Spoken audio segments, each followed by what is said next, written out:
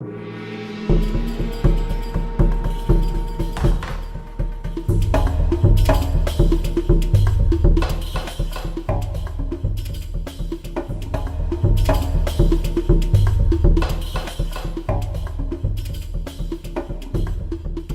começar, e antes de começar a nossa conversa, que eu quero que seja mais uma conversa do que propriamente estarmos aqui a falar isoladamente cada um. Eu vou começar por apresentar. Portanto, temos António Torrado, que é um autor de uma extensa e versátil obra e, sobretudo, identificado, vocês de certeza que todos leram obras do António Torrado, e onde a exigência de uma escrita o fez atingir um lugar muito importante dentro da escrita para crianças e para jovens. A partir dos anos 70 começou a trabalhar para a RTP, ora sozinho, ora em parceria com a Maria Alberta Menezes. Foi o primeiro chefe do Departamento dos Programas Infantis e Juvenis da Estação Pública e, depois de um hiato em que, como editor, coordenou a produção dos primeiros manuais escolares dos novos países africanos, regressou à RTP, onde desfiou a redação da primeira série da Rua Sésamo. Se calhar já não é da vossa altura, vocês se calhar são mais Jardim da Celeste, se calhar, não sei. Mas o gabinete de projeto foi também um dos responsáveis pelo gabinete de projetos de guionismo, que foi da sua responsabilidade, e proporcionou a direção de programas de matéria escrita para telefilmes, séries e teledramáticos, muitos dos quais representaram a RTP em mostras internacionais. Nos últimos anos escreveu 3 longas-metragens, já realizadas pelo realizador Francisco Manso. Licenciado em Filosofia pela Universidade de Coimbra, lecionou também na área de escrita dramática, no Conservatório Nacional, na Escola de Teatro e Cinema e na Universidade do Algarve.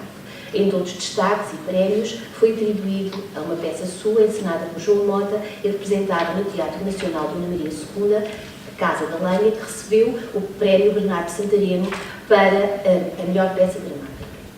Depois temos, logo a seguir, o Gil Castelo, que é ator, isso vocês com certeza também sabem, formado pela Escola Superior de Arte Dramática da Universidade de Estrasburgo, é profissional desde 1974, à altura em que de certeza ainda não era nascido, se calhar há muitas questões a explicar. Foi diretor-geral da NPP, que produziu as primeiras telenovelas da TVI, que inverteram o ciclo dominante da produção brasileira. E foi consultor também de direção do programa da SIC, quando esta estação iniciou a produção de telenovelas portuguesas. Atualmente é consultor para a ficção na RTP. Por último, temos a professora Teresa Lafay, que é professora auxiliar em cultura inglesa, cultura visual, associada em cultura inglesa, cultura visual e gestão cultural na Faculdade de Letras da Universidade de Lisboa. Tem obras publicadas nas áreas de estudos vitorianos de género, em arte pré-rafaelita e estudos museológicos. Atualmente dedica-se ao estudo de ensaios da escrita de mulheres na época vitoriana e das representações de género no Império Britânico, assim como ao estudo das humanidades digitais e da cultura urbana. É também investigador de Ulisses, outro centro de investigação aqui da Faculdade, que é o Centro de Estudos Ingleses. É editora executiva da revista Anglo-Saxónica e é membro da Comissão Científica do Senado da Universidade de Lisboa. Pronto, fiz a apresentação e o primeiro tema que vamos desenvolver aqui nesta conversa tem a ver com o que é ficção e como vê a situação da série, com narrativa específica dentro da ficção, para a televisão. Pode começar, professora? Eu acho que isto é uma grande maldade. Começar, professora. Bem, em primeiro lugar, queria cumprimentar o público, não é? A audiência. Já agora, E a maior agradecer. parte do público vem da Escola Superior de Comunicação Social, da licenciatura em Comunicação Audiovisual e Multimédia. O que aumenta imenso a minha responsabilidade, porque, evidentemente, já vos explico porquê, mas em primeiro lugar, naturalmente, quero cumprimentar-vos, agradecer a vossa paciência para me ouvirem, porque eu sou completamente marginal neste processo, como vocês perceberam pelo currículo, não é? E agradecer à doutora Nélia Cruz, que tem sido a grande dinamizadora de todo este projeto, agradecer ter pensado em mim ainda que nesta qualidade marginal, que é real, não vale a pena estarmos a fazer de conta, mas pode ser que eu consiga contribuir com algumas interrogações.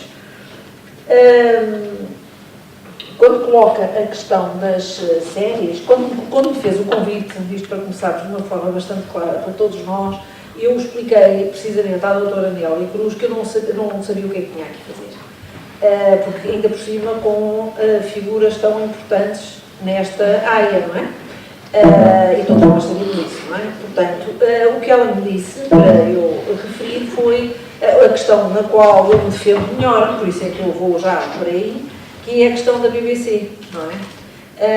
Efetivamente, na minha área de investigação, a BBC, numa primeira fase, portanto, ligada, obviamente, à rádio, não é? Como vocês sabem, teve um início em 1927, portanto, ainda mais longe de vós, mas nos últimos tempos, e eu vou já aproximar-me dessa questão, a BBC Films tem apostado muito no formato série. Eu tentei, junto dos meus alunos, que têm as vossas idades e os vossos perfis, de saber se lhes agrada ou não esse formato. E, efetivamente, eu gostaria de colocar aqui dois aspectos que me parecem importantes e que têm a ver com o título escolhido. O primeiro é a questão da identidade. Nós, quando pensamos na BBC, pensamos claramente logo numa marca. Como pensamos, efetivamente, quando se fala, mas não sou eu, obviamente, que vos vou falar disso, da RTP. Evidentemente que há uma noção de marca extremamente importante, que é no fundo e que corresponde, obviamente, a uma forma de vos seduzir, de vos público, nós público, não é? Isso parece-me que é extremamente importante. Por outro lado, eu gostaria desde já de salientar isso, embora esteja a fugir um bocadinho à pergunta, que é esta questão identitária, por um lado, de marca. No caso da BBC, questiona-se muito neste momento, há muitos artigos a serem publicados, online, obviamente, que falam de uma Englishness ou de uma Britishness. Eu parece-me que isso é muito importante numa fase em que a Europa, não só a Europa, mas a Europa, nomeadamente a Inglaterra, está a lidar com toda esta questão dos nacionalismos e de nacionalismos extremos, não é? E daí parece muito interessante o subtítulo Identidade, não é? E Registro. E, por outro lado, nos últimos anos, a própria BBC, em parceria com o British Council e criando uma série de séries, apostou muito no registro e no registro digital desses programas, que eram fundamentalmente programas que visavam a divulgação de uma cultura inglesa e de uma cultura britânica. Eu estou intencionalmente a separar, e precisamente apostaram no registro, no digital, para que houvesse um alargamento de público consumidor, não é? E essa questão do consumo associada às séries parece-me também muito pertinente. Eu não sei, não quero monopolizar. Então, agora, o Gil, o que é que tem a dizer realmente? Boa noite a todos, obrigado pelo convite também, por estar aqui a trocar impressões com vocês. Eu gostava de pegar já no que a professora acabou de dizer, a questão da identidade e registro, e pegar no exemplo da BBC. São duas palavras que me parecem que estão um bocadinho fora de moda em Portugal quando se fala de televisão. Infelizmente. Porque hoje em dia, quando se fala de televisão em Portugal, fala-se por isso simplesmente de audiências, não se fala de mais nada. E é curioso que, se nós pensarmos, se vocês analisarem isso e virem que eu não sabia que o BBC vem de 1927, mas de facto a BBC foi criada com um propósito político, objetivo, de algum modo, preservar e transmitir os valores ingleses, britânicos, whatever. A RTP, quando foi criada em 1957, obviamente, tinha um objetivo parecido, análogo, quer dizer, à nossa medida, com os meios que nós temos, e, portanto, numa altura em que não havia televisões privadas, porque a televisão, quando nasceu nos Estados Unidos, era privada, e nunca houve uma grande dimensão de televisão pública nos Estados Unidos, e ainda hoje não existe. Existe PBS, mas não tem uma grande importância. Digamos que em Portugal o que aconteceu é que ao longo dos anos, e sobretudo depois do aparecimento das privadas, a identidade e o registro foram um pouco postas de parte, não só no que diz respeito à ficção, mas no que diz respeito, digamos, à cultura do país e à transmissão de valores, digamos assim, de uma maneira não propriamente chata, pedagógica, mas que os valores tradicionais da cultura portuguesa foram postos de parte em função do lucro imediato. E isto tem a ver com uma questão, do meu ponto de vista, que não está resolvida e que a pouco e pouco se está a tentar resolver, que é voltar a dar à RTP uma identidade que tinha perdido nestes últimos anos, quase que esteve a ser privatizada, como sabem, o que seria, de facto, mais uma bizarria portuguesa, no sentido em que teríamos 2 canais privados, ou melhor, 3 canais privados, 2 dos quais pagos pelos anunciantes e o terceiro pago pelos contribuintes, que seria uma coisa absolutamente extraordinária. Bom, mas pronto, para dizer o quê? No que diz respeito às séries, perdeu-se com a entrada das privadas em Portugal, perdeu-se um pouco aquilo que pessoas como o António tinham feito na RTP até 92, que era um tipo de trabalho na ficção que passava pelas séries, pelos seriados, pelos teleteatros, pelos teledramáticos, pelos telefilmes, tudo isso vinha num determinado ritmo, que é o ritmo que a nossa economia e as nossas finanças têm permitido, e a partir de 92 criou-se um problema grave que não se resolveu até hoje e que não se vai resolver, que é a questão do espectro televisivo e do espectro publicitário. Qualquer pessoa minimamente objetiva sabia que desde 92 que não há mercado publicitário em Portugal para haver 2 canais privados. Não há. Objetivamente, a quantidade de dinheiro que a publicidade gera não chega. Portanto, a questão de haver 2 canais privados foi uma decisão política. E a partir do momento em que se criaram 2 canais privados num espectro publicitário que não o permite, nós estamos desde 92 a viver com sub-orçamentos. Portanto, a televisão é uma coisa muito cara de fazer. O dinheiro em televisão, como na ficção de modo geral, o dinheiro serve para comprar tempo, para se fazerem as coisas com tempo, para terem alguma qualidade. E o que aconteceu a partir de 92, o facto de haverem 2 televisões privadas, as televisões privadas portuguesas, para sobreviverem para o modelo de negócio que lhes foi permitido fazer vir ao de cima, as televisões portuguesas tornaram-se sul-americanas. Basicamente, o que nós temos hoje em Portugal é uma televisão maioritariamente sul-americana. O tipo de programas que existe na TVI e na SIC são programas que existem em qualquer país da América do Sul. Portanto, não há uma matriz europeia nas televisões privadas portuguesas, porque é muito caro, obviamente, porque se não havia dinheiro à partida, eles tiveram que fazer os produtos mais baratos. Os produtos mais baratos são as telenovelas na ficção e os reality shows no entretenimento. A RTP, portanto, neste momento da sua vida, tem aqui uma tarefa gigantesca, que é não só partir do interregno de não sei quantos anos, que é o tempo que mediou, ou que medeia entre 92 e a atualidade, em que não se fizeram séries, ou fizeram-se pontualmente algumas séries, e perdeu-se aquilo que existia até essa data, que era uma produção mais ou menos contínua, embora variada com vários formatos. E o que é que venceu e vingou, e eu estou à vontade de falar disso, que eu sou uma das pessoas que colaborou nesse processo das telenovelas irem para a frente, e estou muito orgulhoso disso. Portanto, era o que havia para fazer, não havia dinheiro para mais, portanto, fiz com todo o gosto. Mas, de facto, o problema das novelas portuguesas resolveu-se a partir do momento em que se estabeleceu produção contínua.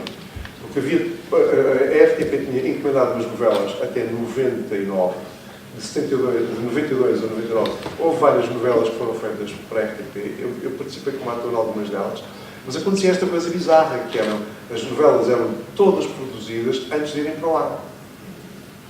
Quer dizer, qualquer mudança que se quisesse fazer fosse do que fosse, não era possível, estava tudo gravado.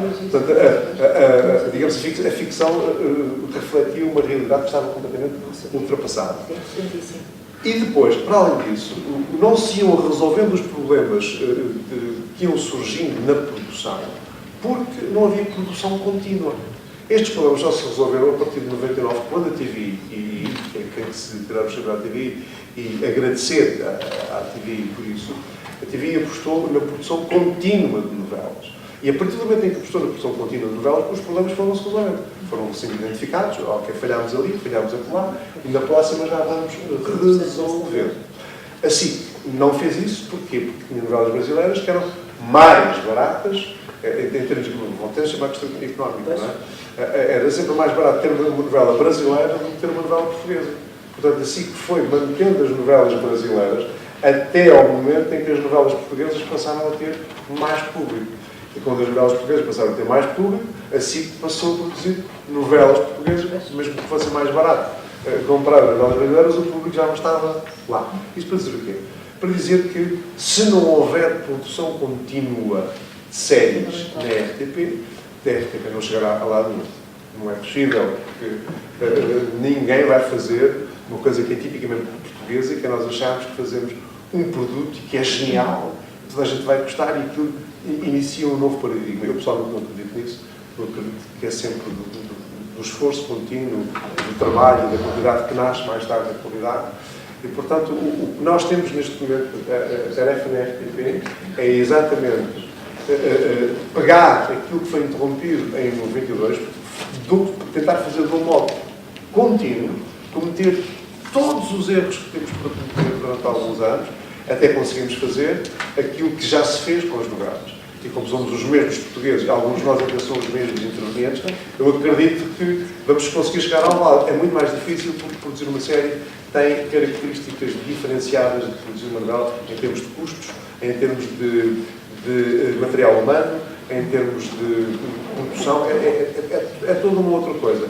E para além disso, para além desta tarefa das séries em si, a outra tarefa mais complicada ainda é como é que se faz uma ficção que revele ao público, ou que passe para o público, uma dimensão de matriz europeia e não de matriz sul-americana. Porque são valores completamente diferentes, independentemente daquilo que cada um de nós possa pensar sobre esse assunto. E agora em João 8, ou seja, em 1992, não é? Eu aproveito para tirar o casaco. Sim, à vontade. Eu não tinha tirado o casaco, não queria distrair. Claro. Pois bem. Agora vamos falar do outro tema, não é? Antes de ter aparecido aqui, vamos falar de um outro momento, não é? Pois, eu escolhi fazer uma introdução. Ok, sim. Para já, boa noite a todos. Sinto-me muito bem aqui pelo vosso olhar neste momento concentrado em mim e considero este momento, esta ocasião, uma oportunidade única de se fazer aqui entre nós, que é raro em Portugal, que é uma travessia de gerações e um acordo possível das várias gerações aqui representadas. E a televisão é onde se concentra o olhar também de uma família. E é uma espécie de quase de ponto de convívio entre a pessoa, daquilo que podia ser, se não houvesse televisão, um outro tipo de convívio, um jogo de cartas ou o que quer que seja. Eu entrei na televisão, a RTP, no dia 1 de junho, que é o Dia Mundial da Criança. Todos os anos é dia 1 de junho. E, por acaso, ouvi falar que o dia 21 de novembro é o dia Mundial do Audiovisual. e também é o dia. Ok. Coincidência. Bom, mas entrei para a televisão sem saber nada de como é que aquilo funcionava por dentro. Se me perguntassem, eu vinha do jornalismo para a área da produção, se perguntassem que era uma moviola, não sabia dizer que era uma moviola. E, logo por coincidência, encomendaram-me, para o dia 1 de junho, encomendaram-me um texto, uma peçazinha curta, para a hora do telejornal, para o final do telejornal, fazer uma lembrete, uma vocação do que era o Dia Mundial da Criança. Falava-se do Unesco, enfim. A verdade é que eu não sabia escrever para a televisão. E perguntei a um senhor mais velho, que era uma espécie de diretor do programa. Naquela altura não havia também esta classificação profissional. E perguntei, então, o que é que eu vou fazer? Homem, você pega nesta folha de papel, A4, faz um risco ao meio. Você não conhece a técnica do risco ao meio? Eu não. Mas vem para cá, sem conhecer nada, não sei o quê. A técnica do risco ao meio é assim. Pega um papel, aqui tudo o que se ouve, aqui tudo o que se vê. Como os filmes eram mudos, era mais difícil, não é? Mas tudo possível aqui, tudo o que se vê. E pronto, e foi com essas habilitações que eu comecei a trabalhar nesta casa, naquela casa. A minha área é de ficção, até porque acredito mais na ficção do que na realidade. Acredito na capacidade de inventar, sonhar e de repercutir no nosso discurso muitas das nossas inquietações, preocupações, que nos tornam muitas vezes figuras um bocado irritantes. Que isto aconteça como comigo, porque quando trabalhei, fui professor no conservatório, na Escola Superior de Teatro, era dado como um professor exigente. Mas, portanto, fui para produtor, que é um elo, é um elemento que faz parte de um triângulo. Temos os produtores, temos os autores, argumentistas, guionistas, roteiristas, os brasileiros dizem mais roteiristas, e temos, portanto, temos o produtor, o argumentista e o ator, que é o final de importância dentro deste quadro, porque é para ele que nós trabalhamos. A criação de um projeto, hoje em dia, não se faz da mesma maneira que se fazia há 20, 30 anos. Havia uma certa leviandade, porque era uma estação única, a RTP, e estava à vontade para fazer, enfim, sem ter de fazer contas, fazer a ficção. E vejam o caso, não sabe o caso dos Pós Bem Querer. Os Pós Bem Querer foi uma série de 4 episódios de 50 minutos que mobilizou uma cidade. A cidade de Avis, durante 1 mês e meio, ficou tomada pela televisão. Era o cenário da televisão. E de tal forma, nós éramos dados como importantes nos nossos respectivos desempenhos, que houve lágrimas quando a equipa da televisão, o ciclo da televisão se foi embora, e houve, depois nós fomos para Serpa, houve gente que foi lá, para Serpa também, e como havia uma ou outra cena em pequenos papéis, ou às vezes só de presença física, então havia uma disputa entre as senhoras da Avis sobre e a pedirem inclusive cunhas, a terem cunhas, porque queriam todas participar na série. E ainda hoje, com o bom aviso, ainda me falam disso. Falam desse tempo para eles, pronto, deslumbrante para nós, enfim, era a rotina, mas depois que fez quando pisou a terra, quando começou a ser destacado, enfim, fez alguma história na televisão em Portugal. Agora gostava que nós entrássemos em conversa.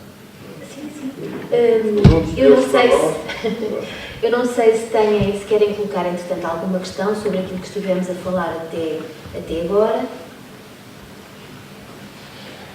Ainda não. Eu lançava, então já aqui no ar, uma outra questão e que tem muito a ver também com uns aspectos que estivemos aqui a falar. O primeiro, que tem a ver com a questão da identidade e registro.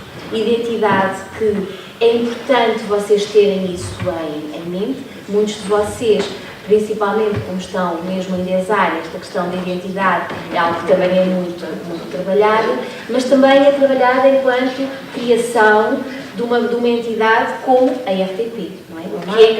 O que é que nós estamos a falar quando estamos a falar da RTP? O que é que nós identificamos como RTP?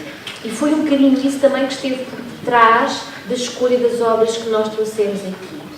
O outro aspecto do registro é aquilo que possibilita vocês verem, não é? Se não tivesse havido o registro, vocês não podiam ter visto aquilo que viram, não é? Poderiam ter ouvido falar, mas não sabiam que realmente, num determinado tempo, as coisas aconteceram. E talvez por isso, por essa falta de conhecimento, histórico, de perceber que há sempre a importância do tempo e do espaço em tudo isto, é por isso que nós estamos, muitas vezes e constantemente, a inventar a roda, não é? E isso é que é triste, não é? Nós estamos constantemente a inventar a roda quando ela já foi inventada há algum tempo. Mas aquilo que eu gostava, que não sei qual de vocês gostaria de falar, mas tem a ver com esta questão do texto, com esta questão dos atores. Portanto, foi uma das questões que foi falada na introdução e foi aquilo que foi mencionado pelo Ribeiro Costa quando fez a apresentação da série, não é? A dizer isto não é teatro, mas não deixa da palavra e do ator numa outra perspectiva, não é? Porque a palavra e o ator num ecrã, não é? Portanto, há aqui uma linguagem que é diferente. Mas como é que vocês veem esta questão desta narrativa agora, não é? Como é que nós podemos trabalhar com todas, na altura, portanto, a primeira obra que vocês viram de 69 não havia qualquer efeito, não é? Era tudo clean. Agora, as séries que muitos de vocês veem, é qualquer coisa de quase que a narrativa, a subnarrativa que é colocada em termos de pós-produção, quase que afasta a importância da palavra, quase que nem é necessário, não é? O que é que vocês têm a dizer? Eu devo dizer que a primeira imagem que me vem à cabeça em relação a isso é que o primeiro excerto que nós vimos é de 1969 e é de uma modernidade de representação absolutamente notável. É assim, como se tivesse sido feito agora. Eu acho que há alguma confusão neste universo o que é ser natural, o que é ser verosímil, o que é ser...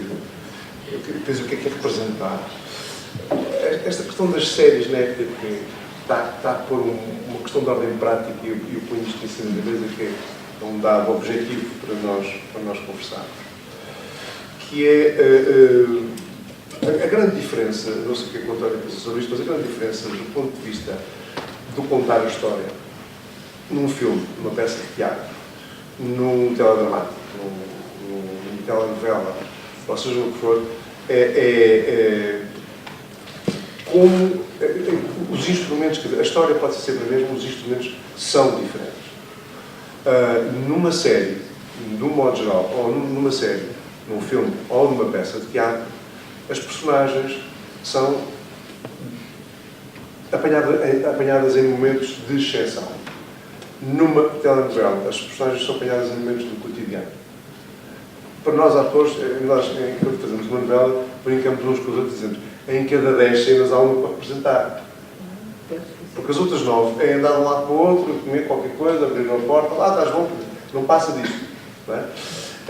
Exatamente porque a narrativa se estica. Aquilo que se contaria em 13 episódios é contado em 300. Não é? Portanto, isso foi um problema na representação hoje em dia.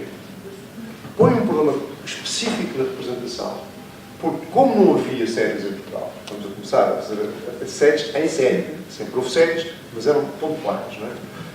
O que é que está a acontecer?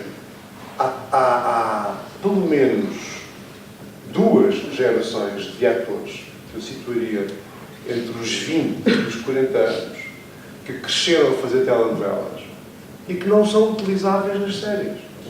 Por muito que lhes custe. Eu já disse isto a alguns, porque há uma enorme confusão entre naturalidade, em ser-se natural. Matheus, estás bom! Olá, estás cá! Esse tipo de coisas que se vê nas novelas. E outra coisa é representar uma cena que exige uma configuração, chamamos assim, emocional específica para aquela situação.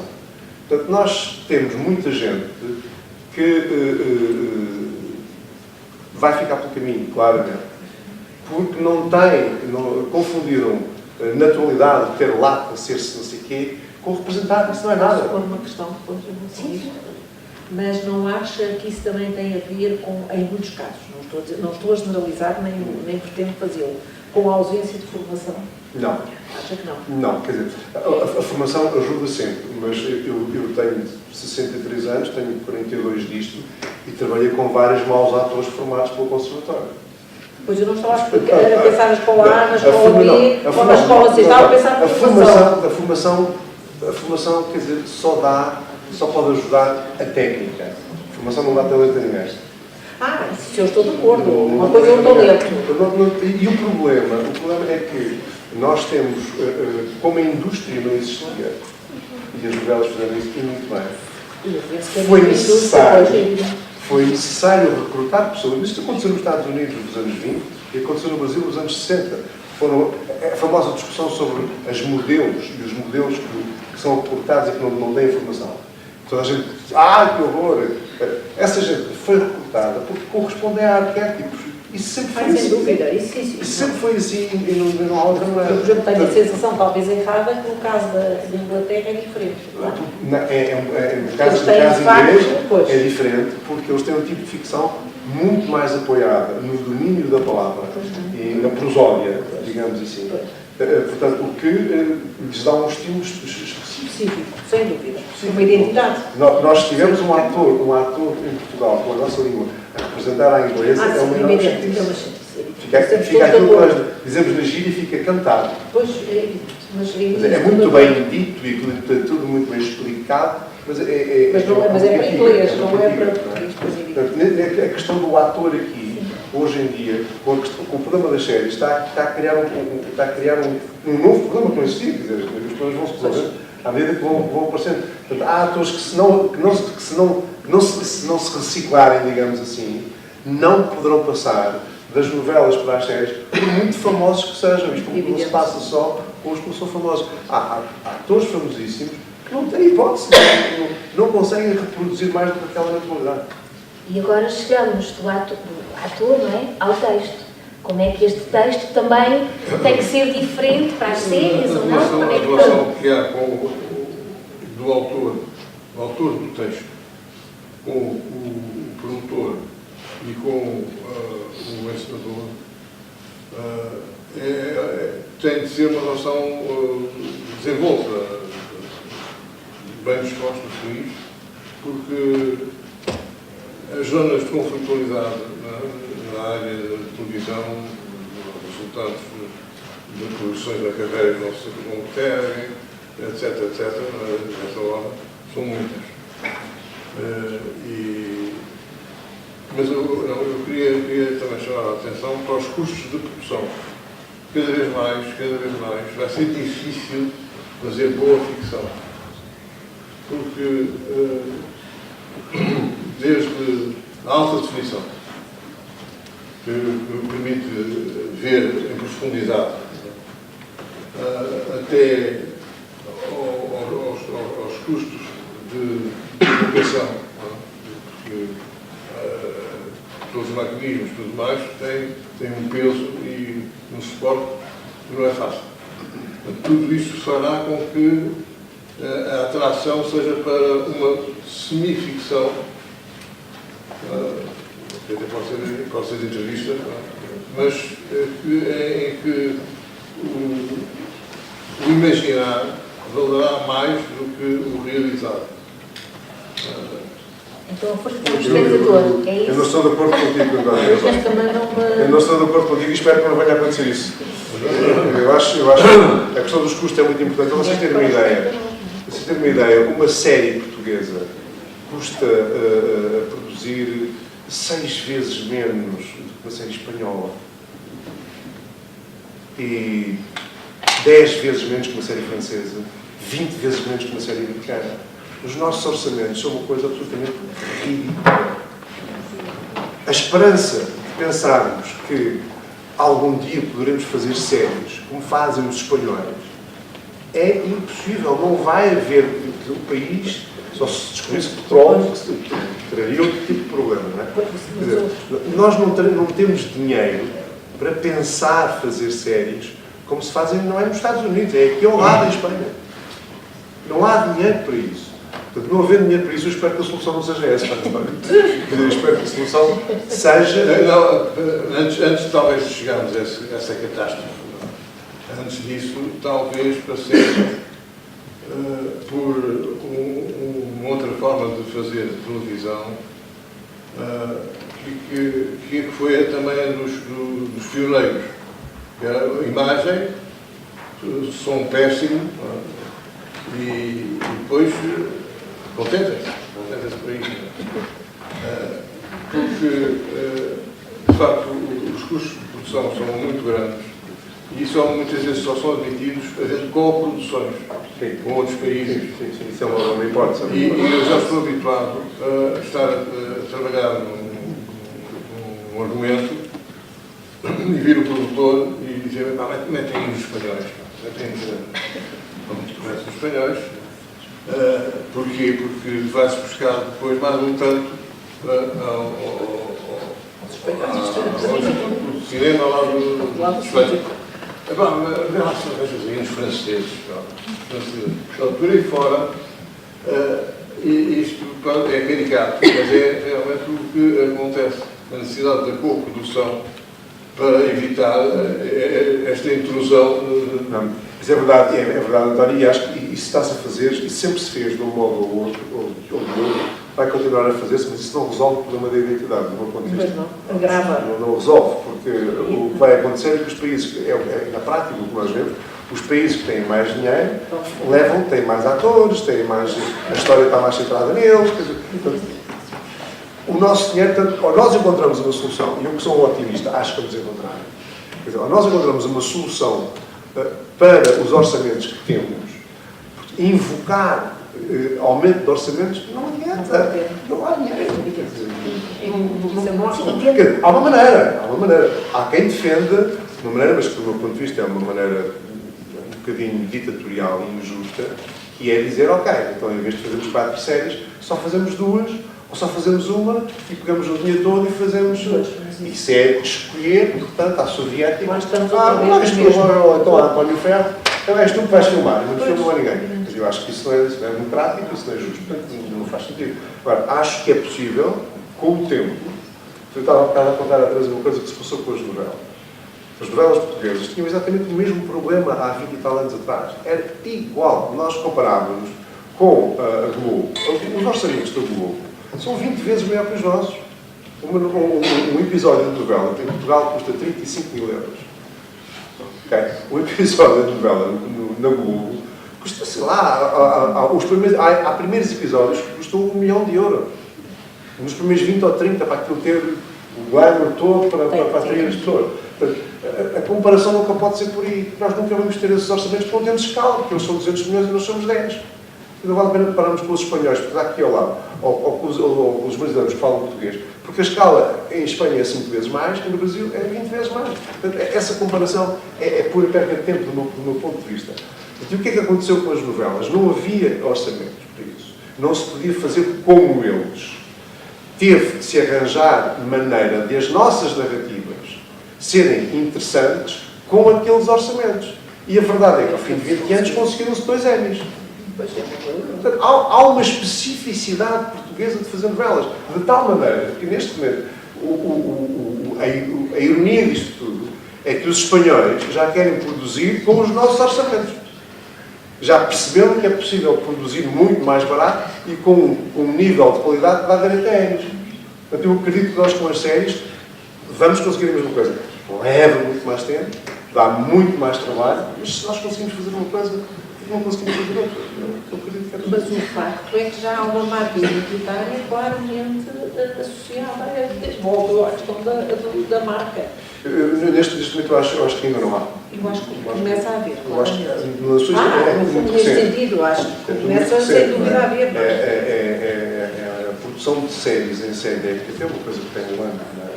Portanto, ainda não houve um tempo do espectador, em termos de grande público, se aperceber disso. Em algumas franjas, digamos, no país mais letrado, se quisermos, portanto, as pessoas sabem que isso existe.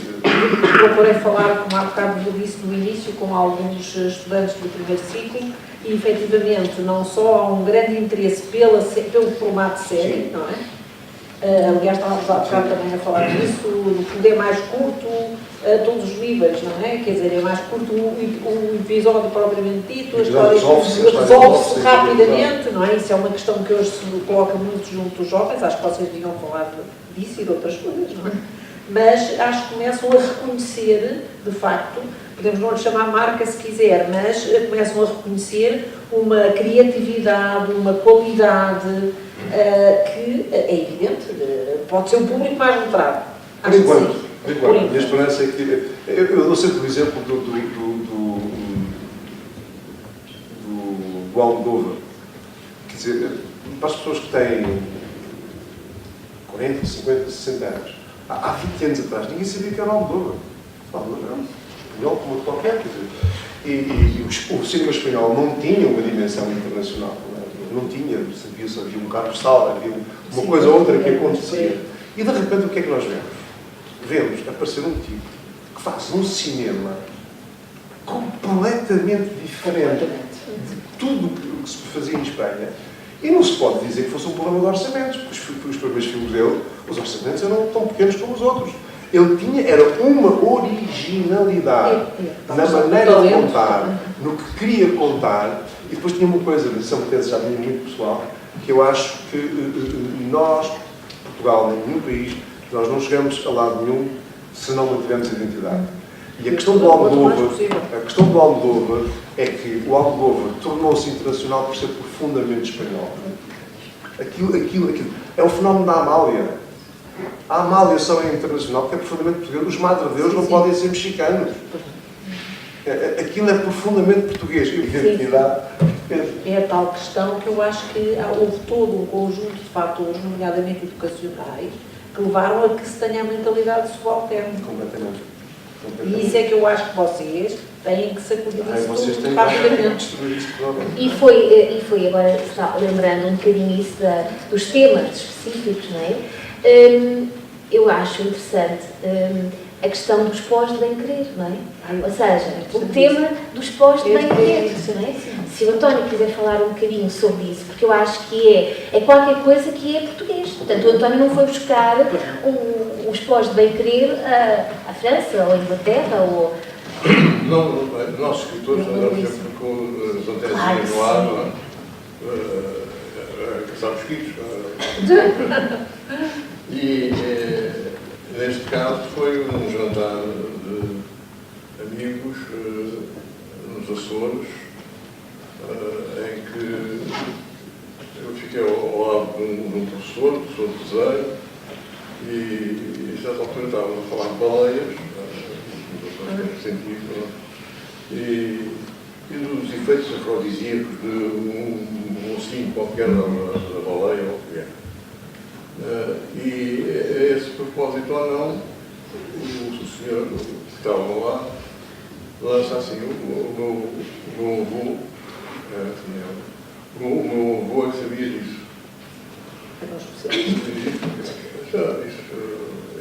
Foi ele o autor dos postos bem querido.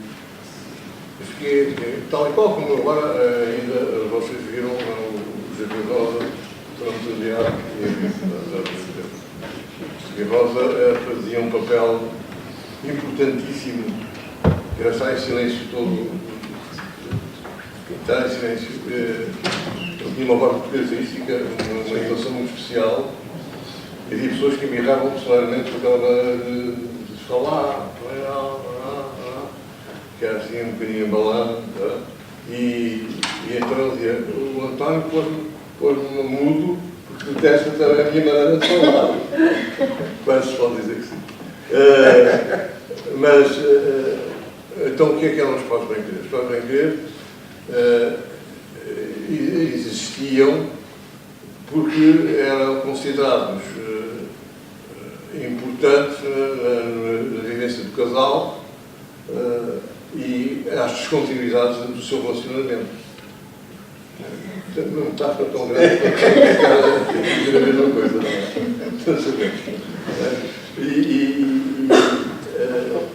Portanto, como é? Ia uma senhora, não eram os maridos que iam com certeza procurar, porque todos queriam passar, não é? Por grandes galãs, mas eram as senhoras, as esposas, que se viam um bocadinho afastadas da prática de convívio íntimo. Outra metáfora muito comprida. E então, este avô deste professor dos Açores contava que o avô, com um pote de talco, dizia às senhoras que se queixavam da pouca atenção que os maridos prestavam, dizia tal, apanha na roupa interior um bocadinho de pote de talco, tal e para ver. E assim acontecia. E ou fosse tudo o que fosse, portanto, é um placebo. É um placebo. Funcionava, que era uma É uma sugestão, nada mais. E à conta disso, comecei a visualizar coisas ocultas, situações de ligações atrás do ecrã, como se fosse, atrás do ecrã, e outras situações que tais, como, sei lá, o vigário, o padre lá da vila, engraxava os sapatos e passava um bocadinho de engraxar os sapatos, dizia, ainda agora engraxei os sapatos e já estão outra vez cheios de pó. E quem diz isto diz muitos outros casos. Assim. Tive a ousadia de perguntar a este senhor, o neto, do inventor dos pós bem-querer, como era, quer dizer, se ele recebia dinheiro, isso aí seria uma troca. Não, ele não recebia dinheiro, mas as pessoas podiam dar o que quisessem. Ele depois tinha lá um milheiro para a Nossa Senhora da Conceição. E tudo isto, esta pequenez, um milheiro para a Nossa Senhora da Conceição, para pedir para... pronto, e foi-se desenvolvendo a história. No fundo, ele estava a fazer uma boa ação. Era uma boa ação, tinha que ser abençoada. Bom, mas com esta pequena história, como vocês veem, há toda a procura da ideia, não é? Que pode ser, que possa funcionar e que, segundo aquilo que nós ouvimos, há ideias que são específicas um pouco do nosso universo e do nosso imaginário, e por que não trabalharmos com elas? O que eu gostava é de saber se neste momento vocês têm alguma questão, alguma curiosidade que gostassem de colocar aos nossos convidados. Eu fiquei a pensar sobre a questão da identidade, como é que podemos promover essa identidade nos conteúdos que são produzidos. E o exemplo da BBC, em que eles produzem uma data de séries que são vistas mundialmente e que são muito das séries mais vistas, temos Doctor Who, temos coisas assim bastante comerciais e bastante grandes, e que mesmo assim promovem, têm um ar, têm uma, não só pelo destaque, mas também pela forma como a história é contada e pela forma como as personagens se relacionam, que transmite muito aquela ideia britânica e inglesa. E eu estava a pensar se, em relação a Portugal, isso por causa da língua é um bocado limitativo, porque para a série ser exportável, digamos assim, lá para fora poder ser sindicada para render mais, digamos assim, teria de ser noutra língua, ou teria de ser fortemente, não podia ser uma série só para dentro, para render neste nível, claro. E a minha questão seria, por exemplo, fazer uma série sobre a história de Portugal, em que o público não se sente essa necessidade de dublar ou de traduzir as coisas. Porque uma coisa é que, especialmente o público americano, tem muito essa preguiça das legendas, e isso dificulta bastante o acesso aos conteúdos fora da língua inglesa. E eu estava a pensar, uma forma de promover essa identidade e de estimular isto era usar a língua como instrumento da narrativa. Usar a língua numa série histórica faz diferença, e vemos muitas vezes em que é usado o inglês em séries que se passam noutros locais, ou não se falava inglês, noutras épocas, e eu acho que se em Portugal se produzisse uma série histórica em português completamente, eu acho que isso ia ter um valor que acrescentava à série, a parte da língua, que acho que é a parte mais difícil que temos, para além dos orçamentos, nunca podemos ter aquela escala que se vê lá fora, porque nós não temos esse tamanho, literalmente. E por isso eu acho que é uma das formas que nós podemos combater isso, até porque uma série histórica, apesar de ser uma série, neste caso, vamos imaginar, sei lá, tipo um Downton Abbey seria a coisa mais, em termos de, embora Downton Abbey tenha uma escala muito grande, mas é uma coisa mais, que depende mais do diálogo, não depende tanto da escala, que em termos de orçamento é sempre bom, e esse tipo de coisas eu acho que isso seria bom para rentabilizar uma série feita em Portugal, porque é muito difícil exportar o nosso conteúdo. Então eu queria saber o que é que... Eu gostava muito de responder a essa questão. Eu acho que há várias questões a responder em relação a isso. A primeira é, eu insisto na ideia da originalidade da ideia. Há séries que são feitas neste momento na Dinamarca, na Suécia, na Holanda, na Bélgica, que são exportadas para o mundo inteiro na língua original. Eu tenho a maior das dúvidas que eles sejam mais perceptíveis do que nós. Mas porquê? A série em si é que que te leva a escrever aqui. É evidente que depois o inglês, que é uma língua universal, facilita imensas coisas. Acho que a questão de nós fazermos séries históricas é um argumento recorrente nas discussões entre especialistas, digamos assim, e acho que faz sentido. No caso concreto da RTP, vão-se fazer algumas. Há uma que arranca já em janeiro a produção. Posso dizer-vos isso primeiro, aqui, digamos, em primeira mão. É uma série que trata um tema que se fala assim vagamente, mas que eu acho também interessante, que são os amores clandestinos do Dom João V com a Madre Paula em Odivelas. Eu acho que é um tema que vamos fazer uma série histórica de 3 episódios com isso, vamos ver o que é que vai acontecer, é a primeira vez que fazemos, vamos cometer muitos erros com certeza, ou seja, é verdade que há N histórias na história de Portugal que são interessantes para contar, até esta que nós escolhemos não será das melhores, mas há N coisas, e isso é uma maneira também de mostrarmos o país ao mundo. Mas eu insisto, o problema está na folha em branco.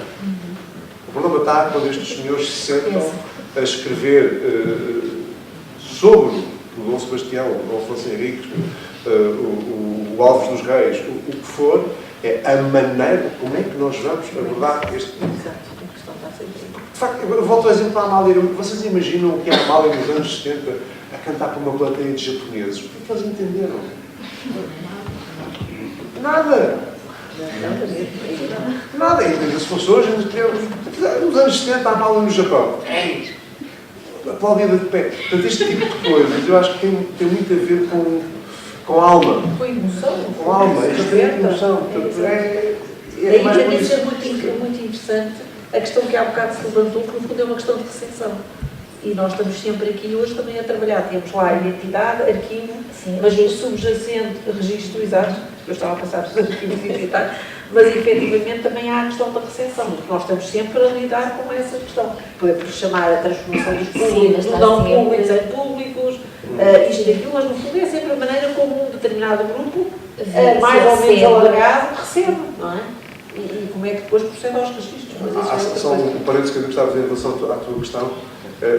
Eu sou dos que defende uma coisa que não há consenso sobre ela, mas eu sou dos que defende que devia ter havido em Portugal dobragem em televisão.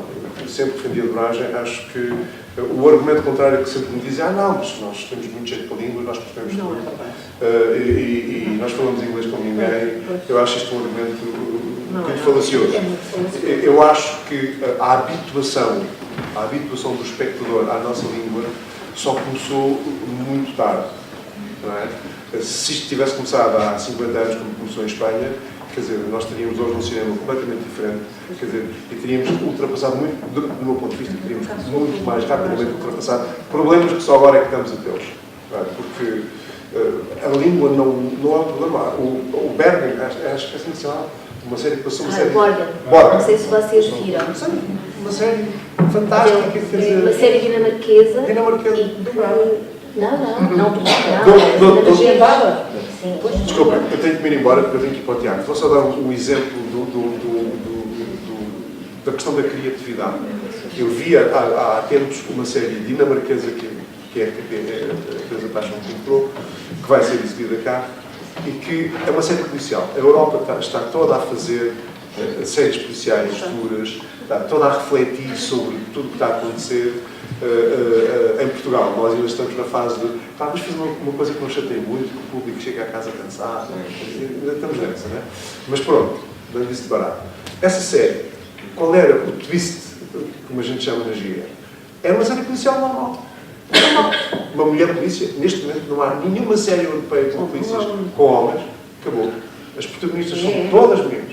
Todas. Não é interessantíssimo em termos de género. Acabou. Isso era uma outra isso era anos 80, é que os tipos a descobrirem tudo. Agora é todas as mulheres. E acho muito bem. Mas o twist da série o que é? É uma mulher polícia que, azar dos azares, tem um filho delinquente. Ok? E ela resolve, para lhe dar uma lição, para ver se o filho entra na linha, arranja maneira de o prender. Okay, para lhe dar uma lição. O rapaz sai e, a lição não resultou, ele é mesmo um marginal, é mesmo um fora da lei. A senhora continua as suas investigações, afasta-se do filho, não sei o quê. Aquilo vai... Afasta-se do filho, aquilo vai andando. Ela tem um parceiro com quem trabalha, portanto, um parceiro da polícia, que é morto a certa altura, e esse parceiro tinha um informador que estava sempre a transmitir coisas e que iam resolvendo muitos casos com esse informador. Ela, quando o parceiro morre, herda o informador, não é? E começa também ela a resolver os casos. E nós chegamos ao fim do primeiro episódio e percebemos que o informador é o filho. Ou seja, a mãe que está zangada com o filho que está zangado com a mãe, que estão-se a ajudar um ao outro por uma via completamente tortuosa. É isto a imaginação para escrever.